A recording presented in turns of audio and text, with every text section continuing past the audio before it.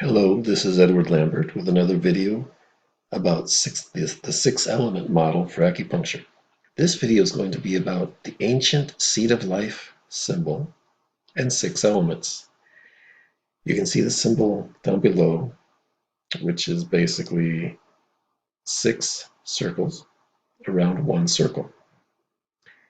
And that's the ancient seed of life symbol. Well, let's look at what's going to happen here.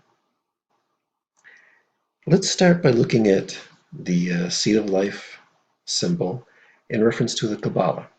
The Kabbalah is an ancient pattern used for spiritual development. And it's a pattern that's placed over the body, showing a progression of spiritual development through centers in the body. You can kind of see here that there's a base center, and there's centers over the liver and spleen, and over the heart, and they go up and over the head, over the shoulders. And this is an ancient system. And it is related to the ancient seed of life pattern, where six circles surround one circle. So you can see that here's the Kabbalah on the seed of life pattern. And the seed of life pattern is really one circle surrounded by 1, 2, 3, 4, 5, 6 circles. And so where these circles cross, they form transition points, so to speak, and there's centers that correspond to different centers in the body. So this is ancient knowledge, and I'm going to show that the six element theory of meridians is related to and represents the seed of life.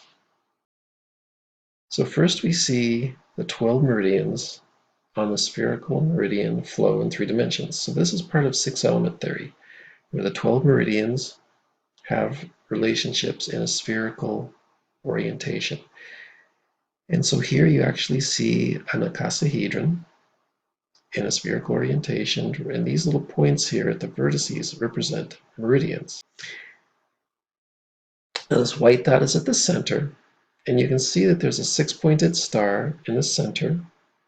So there's one triangle of it, and here's the other triangle of it. And together they form a six-pointed star. That's actually the yin. These are the yin meridians forming a yin six-pointed star.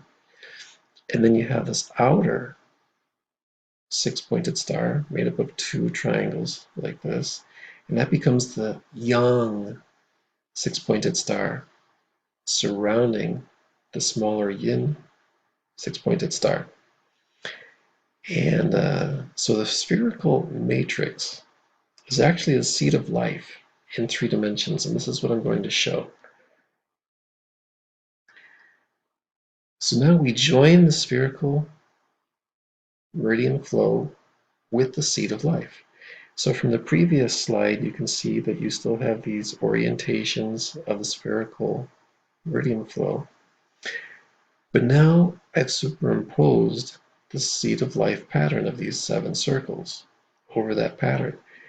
And the meridians will still fall into their same spots at the points of these triangles. But now they coincide with these intersection points of the seed of life, all perfectly in those intersection points. So the seed of life pattern is actually spherical and represents the spherical eternal center within each person. At the center of each person is a spherical matrix upon which lives and our life as a person is built. And that's what the seed of life represents, and that's also what the spherical pattern of meridians represent too.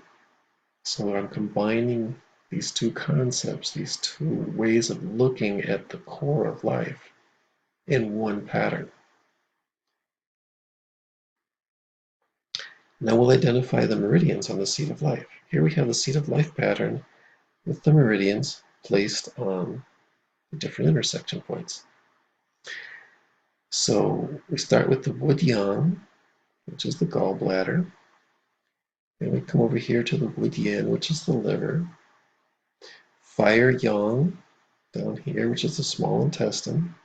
Fire yin up here, which is the heart.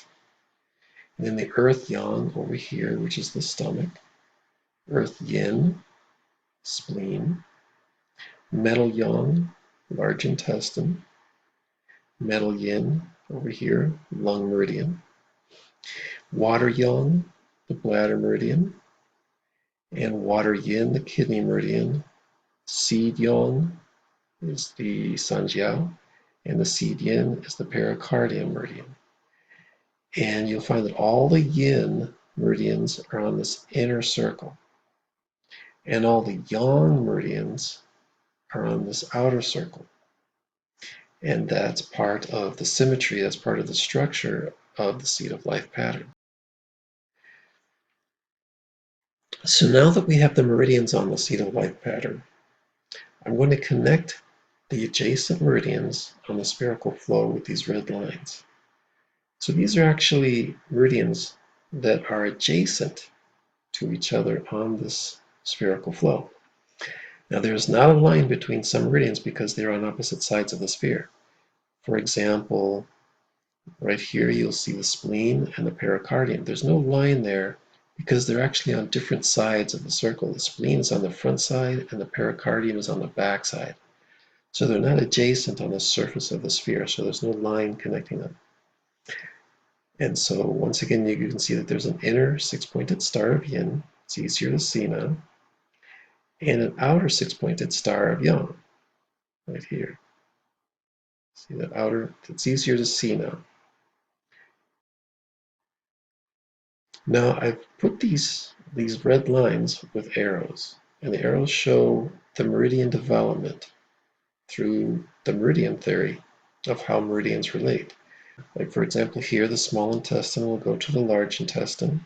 Large intestine will flow to the kidney, and the kidney will flow to the lung, and the lung can flow to the bladder, and the bladder can flow to the pericardium, and the pericardium can flow to the gallbladder, and the gallbladder can flow to the heart.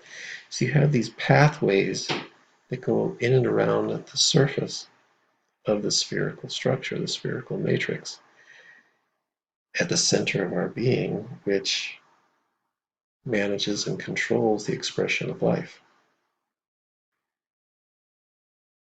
So here we see that the paths of the arrows show that chi flows toward the right at the top and bottom of the sphere.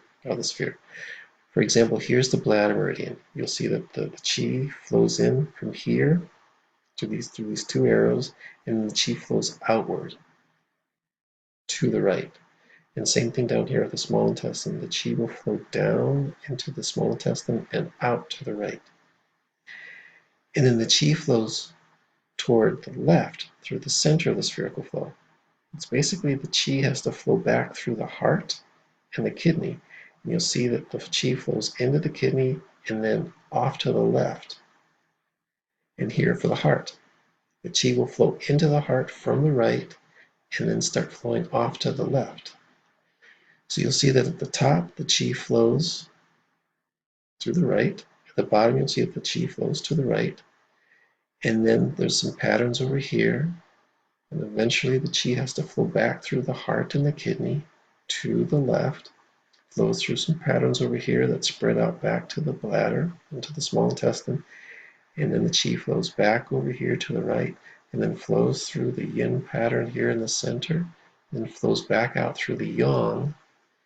So basically the yang on the outside is stabilizing the yin, and the yang receives the chi coming out this way, recycles it back to the right side so that the chi can enter properly into this yin cycle, and then as it leaves the yin cycle, it recycles back through the yang back into the yin cycle. So there's a harmony of movement in how these paths are structured through the sphere. So the seed pattern of life has always been a sacred view of the core nature of life.